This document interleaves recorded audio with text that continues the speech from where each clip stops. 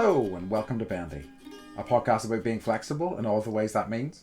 Thanks for joining us. My name is Andy Young and I'm one of your wicked, upstanding hosts. Joining me as always is our other wicked and upstanding host, Beth Martin. Beth, a pleasure as always. What's the crack? Oh my gosh, I love... it's like now wicked has a totally different connotation. Right? Which is interesting and maybe something we're going to be talking about in today's episode. We will see. The nature of meaning. I know. I have to go like full American on you right now. Okay. The first time since we've been together, we don't own a truck. I know. And you saw the truck, right? It was lifted. I see the truck. It had like a roof rack and a canopy. Yeah, it ruled. It did rule. It reminded me of like the Kool-Aid guy who would like bust through the walls because they had like the pointy hair, and it's always like I would see because like the truck had these like the roof rack was like you could like throw like lumber on, so it had these like little guardrail thingies that looked like the Kool-Aid man. Anyways, so Mike he's been talking about this forever. It takes him about a year to make any decision about any vehicle. And he was like, I think we should sell the truck and get the minivan, or I think we should sell the truck and da-da-da-da-da. So he finally was like, why don't we just sell it? Because like literally there's a rat eating the tires. It just sits there. We haven't been using it. It's like the life that we lived in Oregon is so different than the life we live here, right? There aren't trees falling all the time. We're not trying to rescue people in a snowstorm. I don't need to use the winch to pull like a tree out of the earth. So he was like, I think like I made an appointment. Do you guys have CarMax? No, I know the sort of thing you mean. We do have similar. It was like the coolest thing ever. He was like, here's my truck. Here's how much, here are all the things that are wrong with it, all the things that are right with it. And they were like, here's the price. Bring it in. We'll do an inspection. And then if it all works out, like we'll buy it off the spot. Cool. So the final nail in the truck coffin was Mike's like, he opened the back and he was like, I think there's a mouse in there. And I was like, because he'd found that there was like bedding in the inside of the engine. Oh no. By the air filter. And it was like hantavirus, which back to Gene Hackman, his wife actually died of hantavirus. So now and I have a friend whose dad was in like, he had flown from upstate New York to Amsterdam, and like it takes like a week or two to set in, and like he got hantavirus, and so I was like, put on your mask, and like he has a respirator that he wears for fun in the garage. And anyways, there was this mouse that had the biggest balls I've ever seen in my life.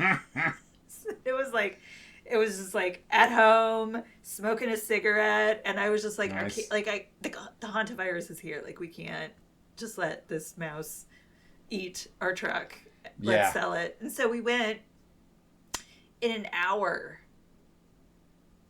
They wrote us a check done. And we were out of there. And they're like, we take care of like the Department of Motor Vehicles. Like it's all, and like we don't have to pay taxes on it because it's worth less than when we bought it. Yep, nice. Which, when does that ever happen? You're like, that's depreciation. So woohoo. So, yeah, no, that's, when depreciation works out. I know. Did you have to like also retire your American passports whenever you traded in your truck? It's like, no, I no longer have a truck. No, I know. It's weird. It's weird because we're like the only ones in Ramona that don't have like a lifted vehicle. Yeah. It's nice. It's good because I know you have been talking about it. That's cool. We and like, do you think we own 3 cars, Andy? Whoa. I know. Do you think the minivan will happen? Is my question. I don't. Okay. I don't.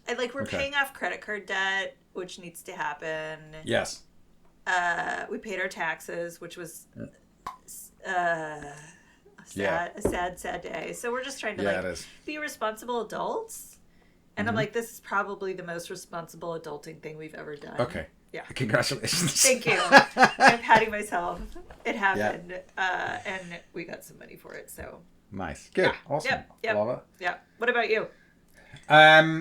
So as always, I saw a movie since we last spoke. I went to see Mickey 17.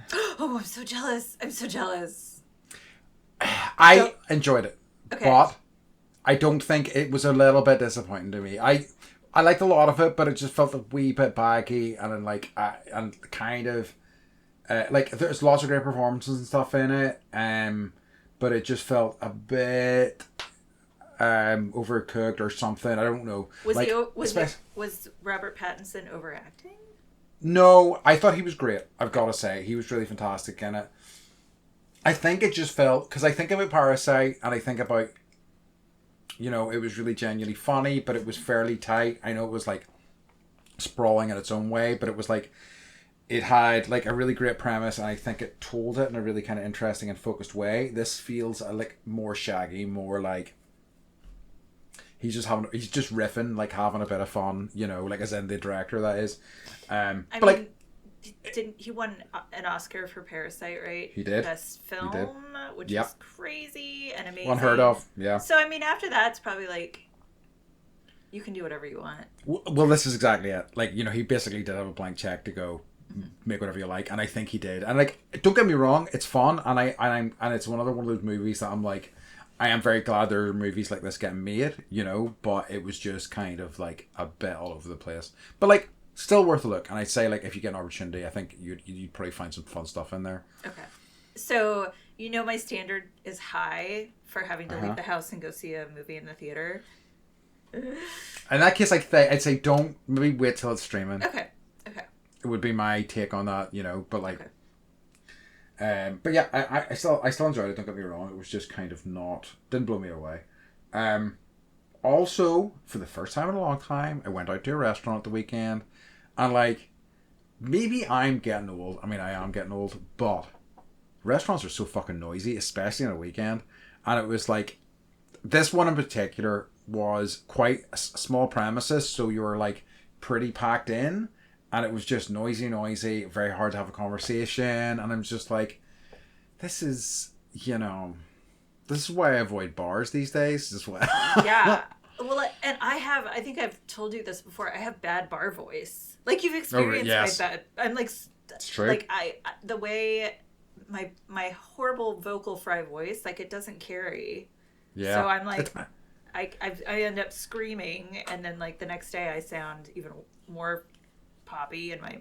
But like, as you know, it's certainly not a place for a like subtle, you know, conversation. It's kind of like, so how are you doing? Yes. Well, I'm not doing so great. What do you mean by not so great? Okay, let's just quit it. You know, it's just like and that's, you know, kind of why I have struggled with bars and nightclubs in the past, and why they weren't kind of my favorite. Like, I prefer more of a like quiet bar on like a Friday afternoon than a busy bar on like a Saturday or Friday evening. Do you sort of remember thing. We were in Portugal and we found that random bar that was like had like record players and records and couches? Yes. That's more my speed. And it was I agree completely. 3 p.m. There was nobody there. Yep. I think like you had a beer, I had a glass of wine, and we were just like hanging out, chit-chatting before, you know. But I also think that that's a reason why, like, I wonder if there's a connection between the cigarette industry and bars, because that's the only way that you can actually like take a break, go outside, smoke a cigarette. I'm not advocating for smoking cigarettes. That's not what I'm saying, but it's just like, that is like a thing to get out, to actually have a conversation and like chill. It's like you have to leave. That's a good point. Yeah, that is very true. Like, I mean, I think that they initially did damage to like a lot of like bars and stuff, that kind of no smoking in bars, but I think you're right. It just created a different sort of like environment. It's interesting. And now we all have, you know, little smoking huts and smoking porches. It's true. And we have e-cigs, which we have to go outside for as well. But yeah, so that was, as I was interesting. It just made me feel like an old man. I mean, like, you know, I am an old man, but like still. Okay, final one, and it's a good one. I think you'll like this. So it better. Oh, you're gonna love it. All right. Tell you. Okay, so, lay it on me. So I was playing more D&D at the weekend, and basically, I was thinking about what I wanted to play with. I have a variety of different modules that I was maybe going to use, and I saw one, and it was called the 3 Wizard Conundrum, and it was basically about these 3 rival wizards who are like. I'm not going to say too much in case any of the folks are going to listen to this. I don't want to spoil, but like they're cooking up this scheme, let's say, and they're working together, but they're also kind of rivals. And I read the description, of one of these guys, and it said he was like really flamboyant. He liked to, when talking, do illusions and things like that, and doing tricks. And I was like, holy shit, I can play this guy like Joe Booth from. Just started rewatching that show. I know you have. That's why I knew you would love it, and it made me so happy to do. Like I just did illusions, and I like would role play the villagers, kind of like clapping at him in a half-assed fashion. I kept like having him appear behind characters' heads, going, "And is this your card?" I can see it. But like in a deep voice. Well, 100%, yeah. And and then that became a recurring thing. Like all the characters they met were like, "Have you heard of it?" He was called Dunbar the Magnificent, and like all the other characters knew about him. Like, "Oh, he's incredible." It was so good. Or all the dumb characters thought he was incredible, I should say. And all the intelligent characters know he's a hack, you know. Yes, it's like there's this one scene where like Michael tells in the show Arrested Development, Michael's like, "I need you to do this thing. You know, your mom says you need to help out more, so I need you to mail this letter." It was like the insurance check for the banana stand, and he's like hurling the letter into the ocean, but he can't because the wind is going in the opposite direction. Actually, back at him. Just like little like I can't. I need to know more about the writers. I should dig into this more because it's so fucking well done. It's so fucking quick. It's so great. And they're like, his dad's in jail and he's like, "Oh, if you met like my friend T-Bone, and he's a flamer," and like that has one connotation, but then you realize like he's actually an arsonist, and like that's what flamer means. Yes. So it's so good. It's so good. I was desperate for one of them to say, you know, I don't really like these tricks. I was really hoping, I was like, please. So it could be like, "I don't do tricks. Tricks are for whores. I do magic." But they didn't. It's okay. If any of your D&D friends are listening, no. We had fun. Yeah. I did cue them, and they kind of did it a little bit later, but I wanted it to come naturally, you know. So, but it's fine. And this is just a little push for AI. Is now you can tell that AI is doing most of the auto captions because they're all wrong. And like I used to have a coworker whose girlfriend was one of the auto captioners. Ooh, right, and that's your job. You watch TV and you write down what they're saying and type it, and you know, usually like. You get most of it, probably like 95 to 93% correct. Yeah. And it's like I was watching Arrested Development and they spelled Job G-O-B, and I was like, okay, so this was a human, you know? Yeah. Because now it's like I can tell they're just no one cares. Pretty it just doesn't matter anymore. No. It's fucking chaos. Yes. So yeah, that was good fun. So that's all I have for crack this week. Do you have any occurring for us this week? I don't. No, nor do I. No. In that case, shall we move on to our topic of the day? Podcast? Week? Who knows? Friday? Week? I don't know. Friday? Okay, which is good, evil. So just, you know, I think it's an interesting one. Beth suggested this, and it's like, it is something I think about a lot. It's such an interesting sort of topic, you know, both in terms of like what it means to the individual, what it means like kind of, I guess, objectively, and what it has kind of come to mean, you know. So real kind of a ripe topic of discussion. I think it's, so definition, obviously evil is being bad and acting out morally incorrect behavior, or is the condition of causing unnecessary pain and suffering, thus containing a net negative of the world. Good is, you know, good conduct that should be preferred when posed with a choice between possible actions. Good is generally considered to be the opposite of evil. Haha. Yes. Ah, nice. Yeah. What's interesting to me about this, and it's something that, like, you know, what are the roots of like a lot of words and a lot of kind of concepts, and like I think with like good and evil particularly, they are almost like, if you think about like how the Bible has influenced us, all of us most directly, it's probably those two words and those two concepts, you know. And as a result becomes so deeply tied with I guess, a religious moral spectrum as well, which I think is interesting. Whenever you think about the larger sort of like actions, I guess, that are done on the behalf of the church over the, you know, yeah, hundreds and hundreds of years of of humankind's existence. Yeah, and I in thinking about this, and I thought about religion and how that has swayed the concept of good and evil, and like before that, what would life have looked like, and like is that a concept that existed prior to? And my guess is yes, because it made its way into religion. Yeah. But I also wonder, like, is good and evil something that has like morphed over time?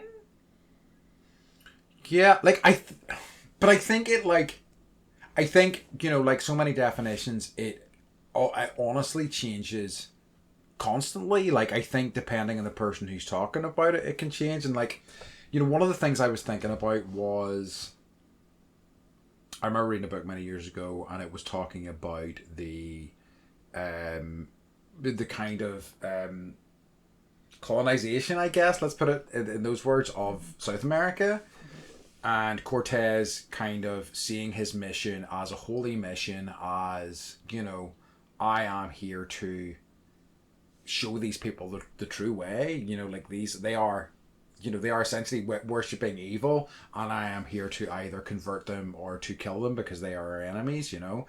When you look at a lot of the actions that, you know, these colonizers and stuff took, they could probably fall under the evil spectrum pretty clearly. So it's kind of like, I think, you know, so I think it's so interesting in terms of how amorphous these concepts are. Agreed. I was thinking about the Salem witch trials that happened in the United States in the 1600s, and you know, at the time it was morally just to drown a woman to see if she was like, it made its way into Monty Python, right? So they would burn or drown women to prove that they were witches or not, and like with the devil or not, and devil being good and evil, or evil, and like, we're not going to be drowning people to figure out if they're witches these days. So like, obviously that definition is changed, but also how we respond to good or evil, I think, has changed. Yes. Yeah, and I think how like we can be manipulated into looking at certain actions and going, oh, this is a good action, because the people who are telling you that at least say they are morally aligned with you. You know, whether they are or not, who knows? Right. But like it's you know, it's interesting. Just before we one of the things I wanted to say about the witches was that like I have seen that through a really interesting lens recently. There's an area close to where I live called Island McGee, and there was a famous trial about these Island McGee witches, and they did like a historical sort of, like, there's a room basically with a lot of artifacts and stuff where they talked about the events of that and that kind of story. And in it, what they were saying and the kind of claim that they made, and which I think makes a ton of sense, is that like oftentimes witch hunts or those sorts of things, or like driving out these evil creatures, was part of an effort to wipe out the culture that was there. So like, you know, I suppose Irish Celtic sort of beliefs and stuff like that were seen as, you know, probably a danger to encroaching sort of like British influence and stuff like that in Ireland, you know. And I'm like, that makes so much sense. It really does. You and know, probably land grabbing too, right? Absolutely, 100%. Yeah. Just demonize this stuff, and then it's like, well, they're demonic, so therefore, you know, they have to go, you know. And it's like, well, this land's not doing anything now. We might as well take it for ourselves. No one's here. So, do you believe in good and evil? Like, when you think about like the black and white definition of good and evil? I don't think so. No. I would say that I don't think, like, I feel like I could probably look at some actions and describe them as good and probably describe some actions as evil, but I think broadly speaking, no. I think it's too kind of simplistic conceptually for me. Mm-hmm. I would agree. I would agree. I when I there was a movie Yeah. with Woo-woo. okay, I'm trying to remember the name of it. But it was Bruce Willis and Joseph Gordon-Levitt, I think. Rainmaker? Oh, okay. Rainmaker? I know that name, but yeah, go ahead. So basically, like, it's all time travel, and he's trying to figure out, he's got to go back in time or go forward in time. He goes back in time to try and kill this guy that's really bad in the future. And so, yes. And I think the kid... who turns out to be really bad in the future, there's an event that happens that turns really, like, the kid could probably have gone one way or the other. Yep. And the worst thing that the kid could ever dream of happening starts to happen, and you see him, like, start to rage and, like, blow up the earth or whatever. But that's kind of where I get stuck, is, like, having seen, tiny babies, and I don't necessarily think that you're I don't think you can be born evil. Yes. I think, is the movie Looper you're talking about? Yes, Looper. Yes, that's what it is. Yeah. Okay, the Rainmaker is the name of the bad guy. Yes, that was it. Yeah, because I was like, Looper's so good. It's so good. Yes, it is. I haven't seen it for ages, but it's a great movie. And like, I think that, like, it is, like, a lot of things used as, like, a sort of cudgel to, like, paste somebody with a certain sort of, oh, they are evil, therefore they are bad, they are an enemy of all people, but also as a way to kind of, like, in terms of, like, alter how you think about somebody. If you talk about them as being good or doing good, it can be quite powerful, because, like, it still has so much resonance for so many people. Mm-hmm. And there's always that question of, like, oh, if you could go back in time, like, would you kill Hitler? Like, that's something that comes up a lot. It is. And, I'm not going to answer that question for myself. But that's kind of where we go, So when we true. think about, like, Mussolini, Hitler, like, all these horrible people that have done horrible things, but at some point, they were babies, and I think how you raise your children is very, very important, and showing them empathy is very, very important. I agree completely. I think that is such because, like, for I think the longest time, Hitler and the Nazis were seen as actual evil, like an actually evil force, and there was like undeniable proof of this. I mean, like, I think the Holocaust, it was the smoking gun. Clearly, this regime was hateful and evil, and and etc. etc. But I think what is so fascinating about that, and also kind of scary, is that there has been in recent years a kind of whitewashing of that concept as well. Yes. A lot of people kind of going, well, actually, was Hitler that bad? And there's a lot of denial about, like, even the Holocaust, things that have actually happened, which is so scary. I mean, considering we're not even 100 years away from that happening, and it's like, people's memories are so short. Yeah, it's like 3 or 4 generations, and we're like, what? Well, no, that game's okay. Yeah. So, I mean, that's topical for the world that we're living in today. Yeah. So, I guess, do you think that they're, like, ethical monsters? Yes, I would say so, definitely. Like,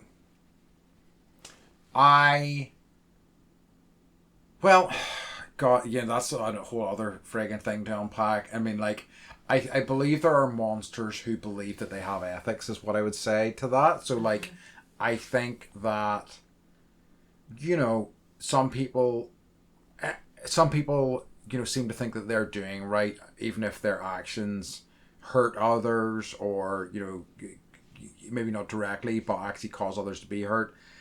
But, like, what's really tricky for me in this current world is that some of these guys I look at who I would say fall under that category, and I don't know if they're for real or if they are espousing this hateful thing to make money. And that's the trickiest thing I find. I don't know if that changes that, but I don't. I think in that case they're unlikely to be working from like a moral framework. Yeah, and I think that morality is also a spectrum. Yes, I agree. And I think that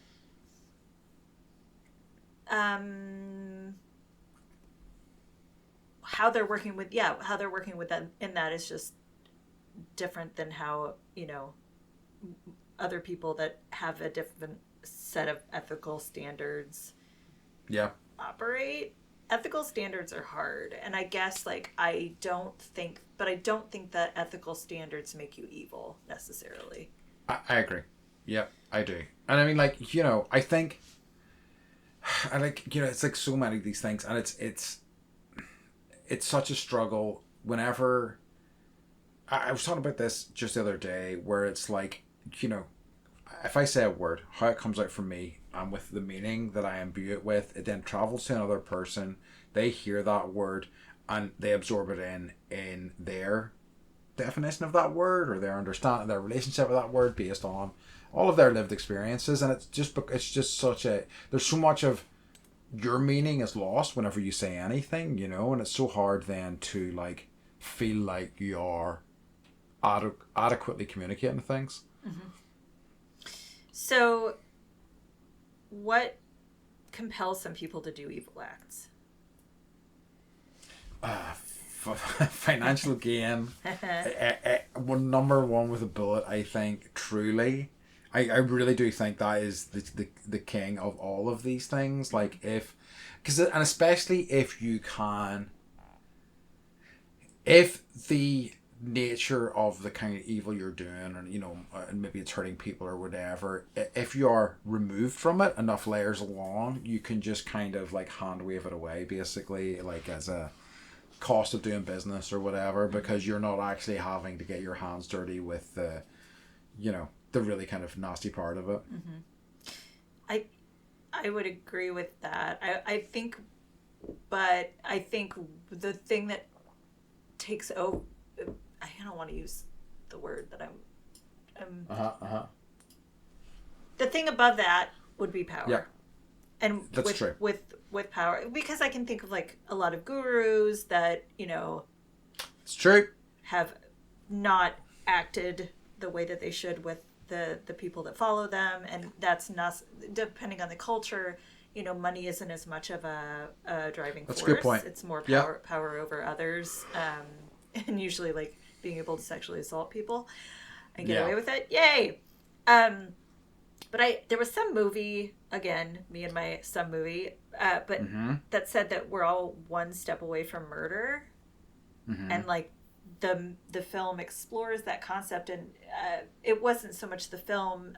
I kind of went somewhere in my head, okay, well, what would be the thing, right, that would compel me to commit murder? And murder is one of the most evil things that you can do, right? When you think of bad things.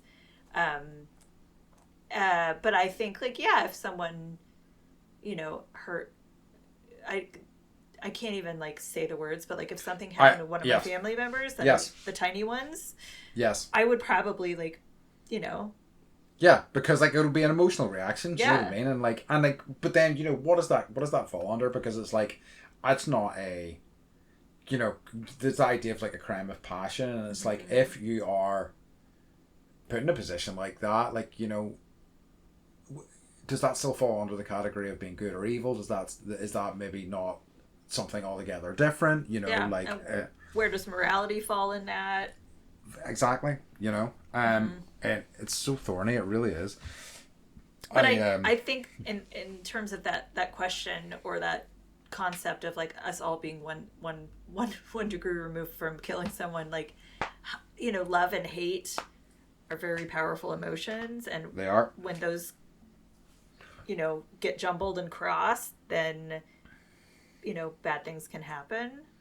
So yeah, I think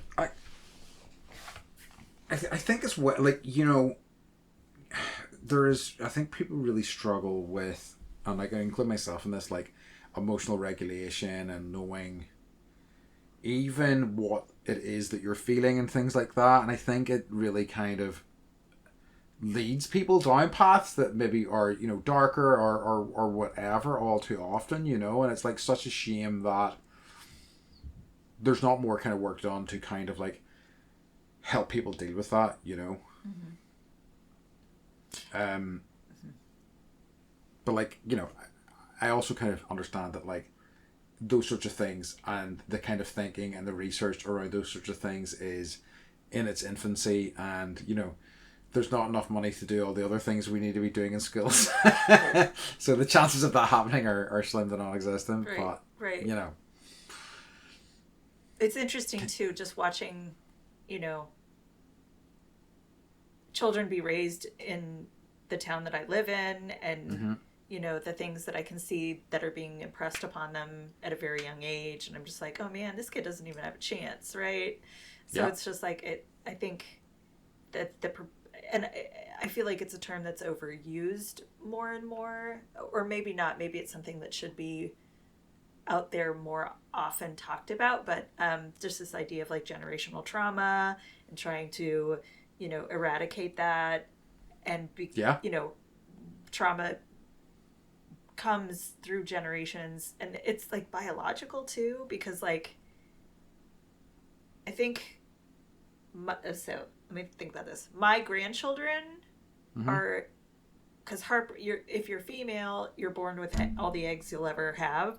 So like my grandchildren, and technically each of those eggs will become, you know, a human maybe. So my great-grandchildren, right? So the generational trauma is a real thing. It's like living in my body. It's living in Herber's body. It's living in my mom's body.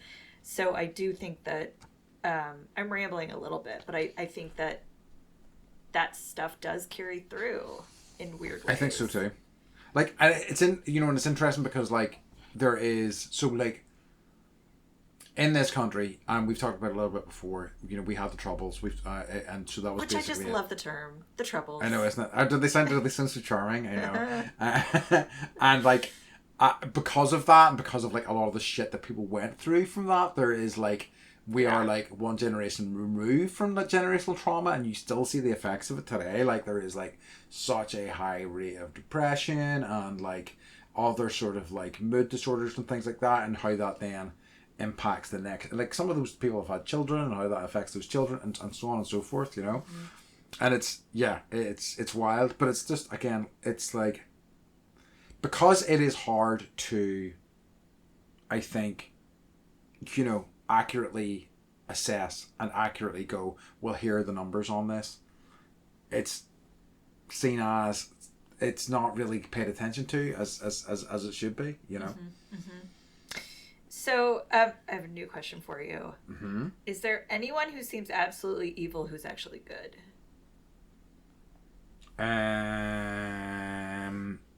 You know, again, it also depends on perspective. Like, I mean, I think who's seen as absolutely evil who's actually good. No. It's probably Andy, my quick answer. Pirates. Oh, pirates, yeah. I don't know if pirates were good. I mean, I suppose it will, you know, I suppose, yeah, like, I mean, they're like the Robin Hoods of the ocean. That's true. Like, I mean, I suppose, like, if there were good guys back then, they were probably nominally better than the kind of like thugs from like the English or the Dutch or Spain or whatever. So yeah, possibly it's an interesting one. Yeah. Thank you. I have been reading a little bit about Vikings recently, and like Vikings have a bit of a bad rep on how like they had quite a like compassionate, kind culture, and so on and so forth. Like they did raid other countries, but like everybody was doing that shit back then. That's fucking everyone was. That's the thing. Yeah. And there's an amazing thing I read. This is neither here nor there, but apparently when they raided England and they were living in England, and there was English writers at the time writing about how, so every Saturday Vikings insisted that they all bathe, and the English writers were basically like, who do they think they are, bathing once a week? You show-offs. Which I love. And then we get to, like, the wig-wearing times. Yeah. So, do you think that our society hides evil or, like, exacerbates evil? I think evil's more benign than that. Like, I think that it kind of is insidious and kind of baked into, like, you know, so many systems and things like that. And, like, unfortunately, the reason why that happens is because people benefit from those systems being that way. Some people do, probably a small minority. So it's in their interests to not let these things change. And, you know, again, it's the same thing I was saying earlier. Like, if it's far enough removed from these people's lives, it's like it's not happening at all for them, you know. Yeah, I think empathy plays a big part of it. I think, yeah, the idea of being removed from things that are happening around you, and if it's not happening to you, it's like when you go through something really difficult in your life, and then you're like, oh my gosh, like, this is a whole new area, and all these other people are being affected, and I hadn't even thought about it. So it's almost like, I don't know, do people that do evil things need to have more experiences?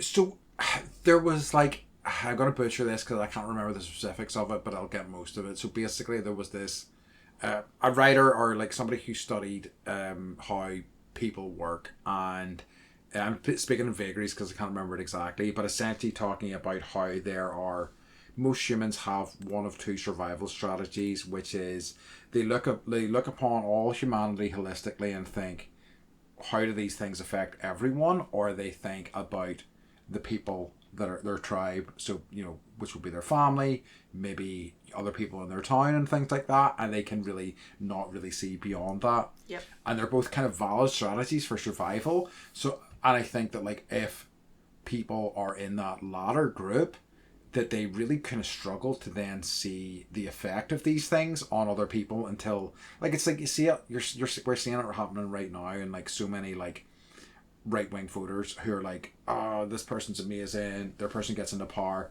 and they still think they're amazing until shit directly affects them or directly affects their family. Yeah. And I don't know if there's much that can be done to change that, you know. Which is shitty. But, yeah, you know. And it's interesting because, you know, we talk a lot, we skirt the subject of politics. Yeah. And I think that, not that, I mean, a lot of people say that you know, like you hear people say all politicians are evil, you know? Yes. And like none of them really have the greater good at heart. Yep. You know, in terms of their interests. And it's like the more power you get, and that's not, I don't think that's necessarily true for all of them, but I would say maybe 5% of them are worth voting for, and the other 95 are like that's in it for like self-serving interests or purposes. But it's like, it's also like managers, in my opinion. Do you know what I mean? Like, anybody I know who wanted to be a manager, I was like, you should never manage people. You're horrible. But like the kind of people who have ended up managing things that don't particularly want that, are like, I'm like, you're actually pretty good at it. But nearly all of them do not want to do it. They want to get out of that as quickly as possible. You know. So it's like people who kind of want power are probably the absolute last people who should have it. It's true. But at the same time, it's like the way that our society is structured. You have to be voted in, and that's a whole, you know, it's like in order to be voted in, you've got to play the game. Yep. And the game is dirty. The game is ugly. It's completely. And it's like, you know, finding out the worst things about each other and splashing it all over the news, and then the rest of us are watching that, and, you know, the example that sets. And I don't think going to church I'm just like blathering, but I don't think going to church on Sundays and like being absolved for your sins for the week, I don't think that is helpful. Nope. But like, I think for a lot of people that is just it. It's just like, well, there's not much I can do about this, but this kind of allows me to throw a cloak of good over me and kind of go, well, I'm doing good, I guess, because, and it's a shame because, like, it's the thing that, when I was a kid, my parents took myself and my sister to church and kind of let us try church for a while, and then when we were kind of old enough, early teenage years, were kind of like to both of us, do you still want to go to church? And we're like, no. And they were like, okay. And for me, I have never needed church to know that I should treat people right, and I think that, like, for some people it can be useful to instill some compassion in people and go, right, you need to start thinking about others, you need to start thinking about the bigger picture. I think that the opposite can happen as well, where people can go, well, I go to this thing, therefore if I do something that maybe isn't quite good, those roofies don't count. Yeah, exactly. Yeah.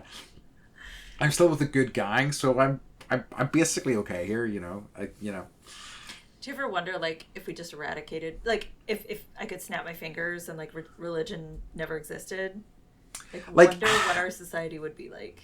It's such a crunchy one because I think that, I think that, like, our society wouldn't be here without religion. I don't think humans would have evolved. I don't think we would have been, like, in the place we're in without religion, because I think that it, like, allowed us to have structures. It allowed us to support people, that didn't have other support. I think it allowed us to build community and things like that. So, like, this is not to say religion, yay. I think there are major problems with it, but I think, sadly, there are also some kind of benefits that allowed us to kind of, like, get into the place that we're in now. What if, because every culture has some type of religion, right? Whether it's, believing in the earth as the mother, or, God is up in the sky. But I think that missionary work isn't necessarily a good thing, right? I think it is, because it's not truly altruistic. It is kind of, like, targeted. It's not like, we want to help you. It's like, we will help you, but also, won't you join our gang? In fact, if you want our help, you're kind of going to have to join our gang. So, like, I really don't know how I feel about that, because, I think, because of, like, how unfair the world has kind of, like, evolved for certain continents versus others, I think that it's good that somebody's doing something, but at what cost? So, yeah, it's just so thorny, and it's just, I don't know, really illustrates that kind of duality of in all of this stuff. Yeah, I'm kind of, I keep thinking about, this is a story maybe like a decade ago. There's an island somewhere where maybe, like, I don't know, Indonesia or Micronesia, I can't remember. But there was a missionary that was determined, it's an island that everyone is left alone. There's a population of people, they have no technology, they have no internet, they have nothing. They're just living this primitive life on this island. And this missionary was like, I'm going to go and I'm going to bring the word of God. And, but they also had been so isolated that they don't have vaccinations, they don't have, so it's like the old story, but in today's society. And this person thought that they were really, really doing the right thing by bringing the word of God to this island of people that have just been existing. And I think, best of intentions, but also a lot of ego involved in that. And they ended up murdering him. Yes, I remember hearing about this. Yeah. And again, the government's like, we got to leave them alone, let them be. But I'm also impressed with whichever government this is that I can't remember, because they really are allowing them to just be. And I'm so interested in what that culture looks like, what beliefs they have, and how amazing and tough they are that they've really Give the big fuck you to the rest of the world that has continued to try and like, you know, and it's colonize them, and they're like, no, we're not having it. And as much as like, you know, they are isolated, they're you know, our civilization is bound to have touched them in some ways, as in like they've maybe seen a plane fly overhead, or they've seen a satellite in the sky, and how does that affect their culture and stuff like that? You know, and it's like, it's really it's really fascinating stuff. And but like, you know, what I suppose would be really interesting is like if, you know, somebody could is to ask, you know, them what their idea of good versus evil was, you know, or what, you know, those concepts, or even if they had those concepts at all, you know. That's my question. It's like, yeah, no, I mean, we can't get that close, but no. All right, that's our bandy field trip. I call not it. Actually, let me think about this. Do I call it? Yeah. I can row a boat. I can row a boat. Okay, well, think about it. Right. So, we've been talking a lot about like evil and darkness, but like there is the other side of that, which is, you know, good and morality.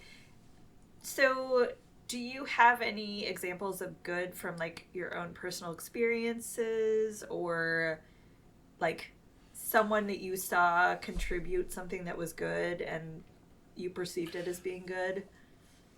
Like, I think I know plenty of people who I think are doing good. Like I truly do. And like, I think people I know who volunteer, like who actually literally give up their own time because it's the right thing to do. I know many people like that. I have a friend who like, she does like a women's circle and things like that, just to give a space for women and things like that I think is great, you know, because I think it's important to do these things, and there are people that are willing to put their time aside and make the effort to make these things happen and give people a space.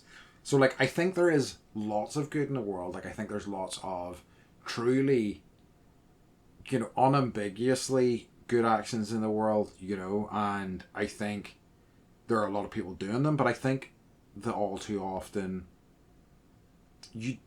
because like a lot of really truly good actions, people don't shout about it. Like, they don't freaking, like, if, you know, it's those things. I see videos of like guys, you know, on Instagram or whatever, or Facebook or whatever, get here, like, here, I'm handing out $100 to a homeless person. I'm like, why not just hand a homeless man $100 instead of making it fucking content?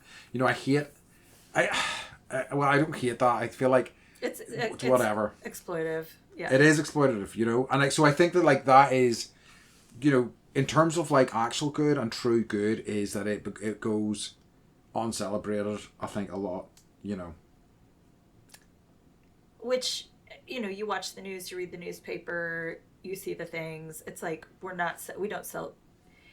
Thank God for Mudang, right? Thank God for Mudang. We all needed that little pygmy hippo, but you know, it's less interesting. And to people, this concept of good, right?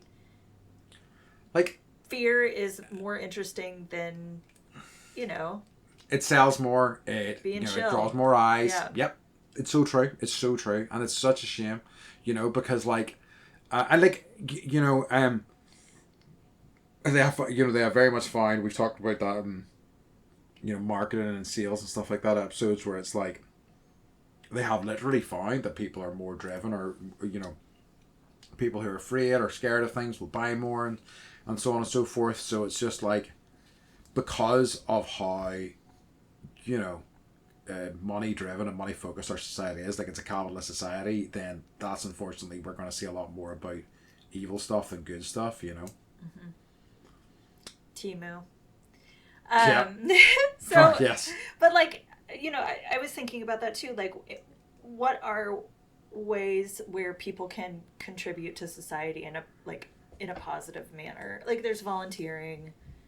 There's not posting, you know, disaster, you know, tourism, or like those types of things.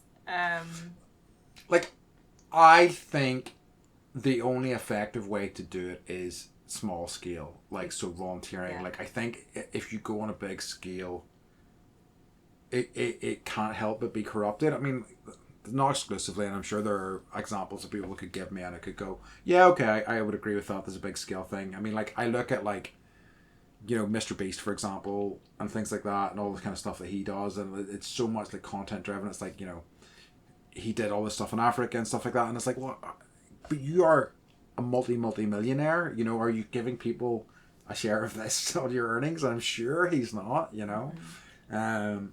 So yeah, it's just, I don't know. So I think small scale is my kind of thoughts on it. I would agree with that. I think anything on a larger scale, it's like Live Strong, right? Which was it's who's the bike rider? My brain. Oh, Lance Armstrong. Lance Armstrong started Live Strong, and it was all about cancer research. And you know, it's like Live Strong exists without him now, which is great, and they do wonderful work, but it's still tainted because he lied, right? Yep. And he didn't do the moral thing, and he cheated on his bicycle. So yes, he did. Not to make it sound small, but you know, like, dude. Yeah. But you're right. But yeah. So it's like, what is the, you know, what's the over under on like Live Strong? I mean, like something good came out of it, but like, yeah, it's a tough one. It is. Yeah. You know, and I guess the only example of someone that I can think about who's like truly, would be truly a good person would be Mother Teresa, but like we don't even know her whole story, right? This is it. Like, no person's perfect, you know. So like, you know, who knows? The only person that immediately springs to mind for me is Keanu Reeves. It's true. Our Lord and Savior. Our Lord and Savior. Keanu Reeves. Yes. Because like, you know, funny, I was thinking about large good actions, and like him, I think that, like, you know, stories that come out about him like years later about like the fact that he bought like motorbikes for all of the stunt team on, you know, he just does these gifts that he doesn't, it isn't like Keanu Reeves. Yes. You know, Variety reports that Keanu Reeves, blah, blah, blah. He just does these things because it's the right thing to do, you know. It's because, like, and then, these guys were putting their bodies on the line for him, and he respects that, you know. Like, and then you find it out through, like, word of mouth. Yeah, like 20 years later. Yeah. Yeah. I saw something he did the other day, and who knows how long ago this was, but he was like, it was like him just not even speaking, but just showing you the action of, like, what you do when you have a new girlfriend, or you have a girlfriend, now what do you do? And he's in the bathroom and he like puts the toilet lid down, and he's in the kitchen about to cut bread, and then he grabs a cutting board instead of like cutting it on the counter. And I was just like, yeah, it's like, you're right, Andy, it is the little things. It is. At the end of the day, that's the only things you can control. Mm-hmm. And, you know, but also, like, you know, it's like always, I think, to be mindful about like other things in your life, and be prepared to like critically look at things that you know in your life and go, you know what, maybe this isn't great, and maybe I can make a change, and I don't need to feel like an asshole for doing it. You know, it's just noticing as you go through your life that certain habits or certain things that you've always done maybe aren't always the best. Mm-hmm. So I guess my question for you then is, are you good or evil? Oh, evil, pure evil. To my core. As you know. What is it in Time Bandits? Pure concentrated evil? Yeah, pure concentrated evil, yeah, that's me. 3 and 3. Seeping out of my pores. Like, I don't think I'm good. I think I'm, you know, in D&D terms, what am I in D&D terms? Probably lawful neutral, maybe? Actually, Googling this, D&D came up a lot. There's a lot of conversation around good and evil, and the gray areas, and how we should shift the definition, and like how we play that in how we work that into the game. Yeah. And I wonder, in D&D, like, is there any pure evil? There are, but it's like, you know, demons and devils and shit like that, you know. And there are like some, I mean, because it is like, you know, a cartoonish world in some ways, some like wizards and things like that are seen as being pure evil, but like most, because like there is, you know, 9 different, no, I can't remember, some like 9 different sort of like versions basically, and but there's definitely true evil in there, but like, yeah, I think I'm let's check that. I feel like I'm kind of lawful neutral. What's lawful? I don't think I'm lawful evil. Lawful neutral sounds right. Yeah, okay, so that's what I'm settling on. Okay. Neither evil nor good, but lawful neutral. I think I'm.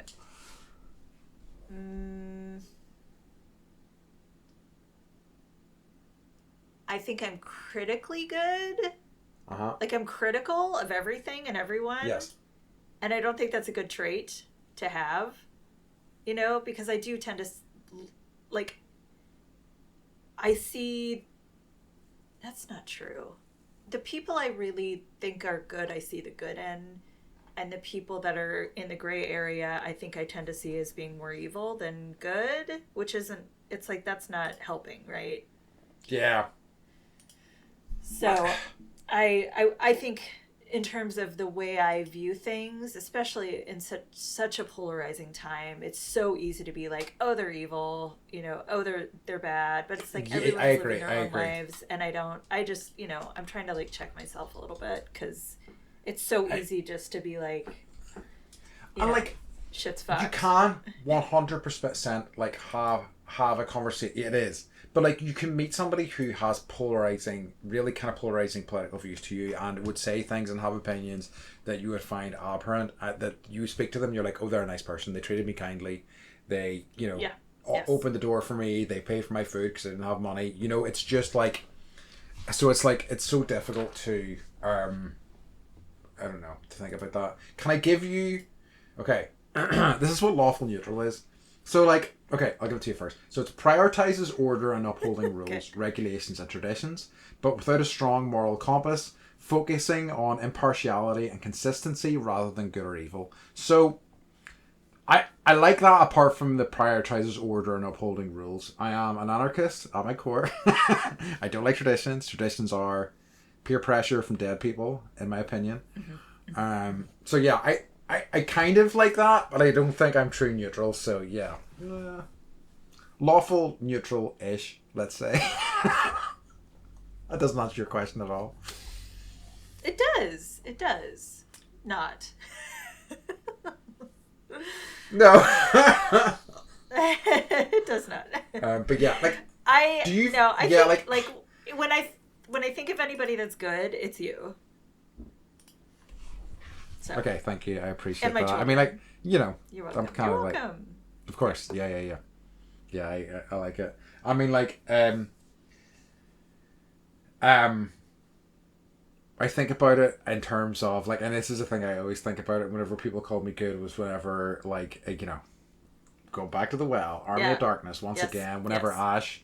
The Evil Ash came out and he's like, good little two shoes, good. So that's, you know, that's where I'm at with that. Anyway, way to shove that compliment away. I'll take it. Yeah, I'm trying to be better. I've been getting schooled recently and trying to be better at taking compliments. So thank you. You're welcome. Look at you. I appreciate it. I know. I barely bit my tongue. Just barely. Okay. Shall we move on? Do you have anything more? Do you want to? No. Okay. No. I think it's like this is a deep topic and we could go further into it. But I think for today, that's as far as I want to go. Yeah. Yeah. And by the way, The Rainmaker is a legal drama starring Matt Damon. Damn it. Anyway. Matt Damon. Sorry. The Matt Damon. Okay. So in that case, we're coming to our end section. So what has been bringing you joy this week? Friday was Mike's birthday. And I don't know, it's just like just the little things, man. Like took kids to Target, bought some things. We got a new frying pan. We got a wok for him so he's the cook. I broke the sink over the weekend, so I also I bought him a $300 sink. Hell yeah! To replace the other one. He's like, how? Like the plumber was like, how do you break a sink? And Mike's like, I don't know. That's a good question. I know. And I would say mashed potatoes is also bringing. That's a good answer. I almost texted you like a picture of all the mashed potatoes I've been making because it's just like there's so many ways to make a potato.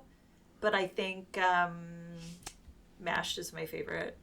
Interesting. Yeah. Like, I just like fried You know, I like I chips know. or Yeah, French yeah, fries yeah. so much. Yeah, you know. So like, but like I do love mashed. I do love mashed potato a great deal as well, I must say.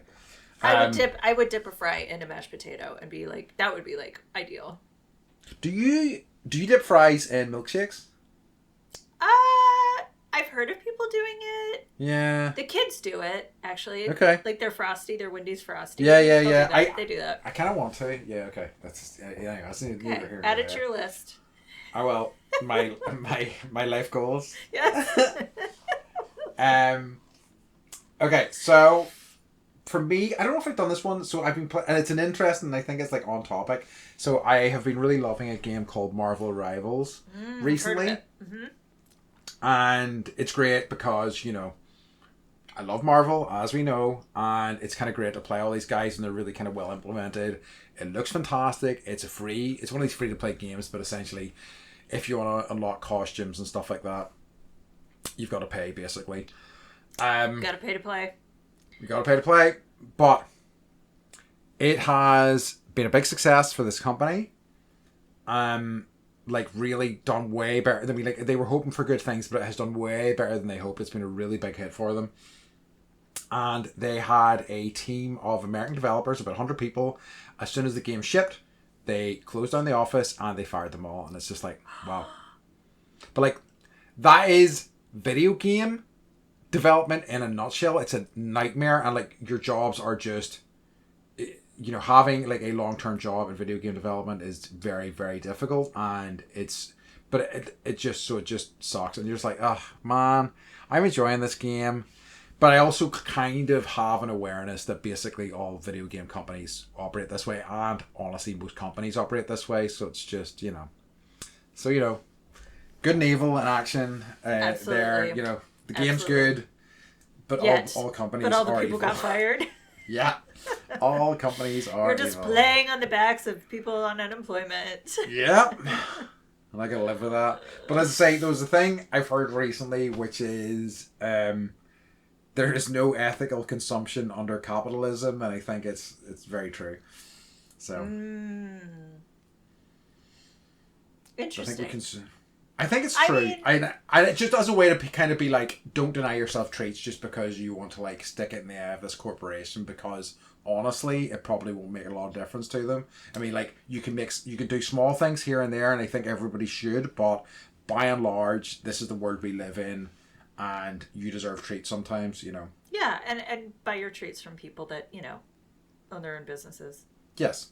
Yes. Yes, if you can do that, do that. Yep. Yeah, absolutely. Yeah. Yep. Not from Amazon, Not basically. from Amazon. Love Which it. actually, Okay. I'm trying to black out. I'm on the blackout right now. So like Friday to Friday, not buying anything on Amazon. Hell It's yeah. actually not as hard as I thought. No. To not It buy really something isn't. for a week. As opposed to like, oh, I know I need that, but like, I can wait 4 more days or whatever. I agree completely. And I'm trying to do it much less and less, like, because they're just, it's horrifying. Mm-hmm. But yeah. But anyway, so that's been bringing me joy, mixed joy in the past while. Mixed joy. But yeah. Okay. Beth, could you tell everybody where they can find us? You can find us all over the internets, but our main homestay is bendypodcast.com. 'Tis indeed. Okay. In that case, folks, as always, we'd like to remind you to stay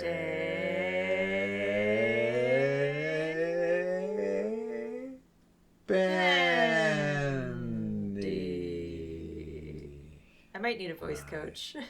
I think we both did. All right. All right, love you guys. Bye.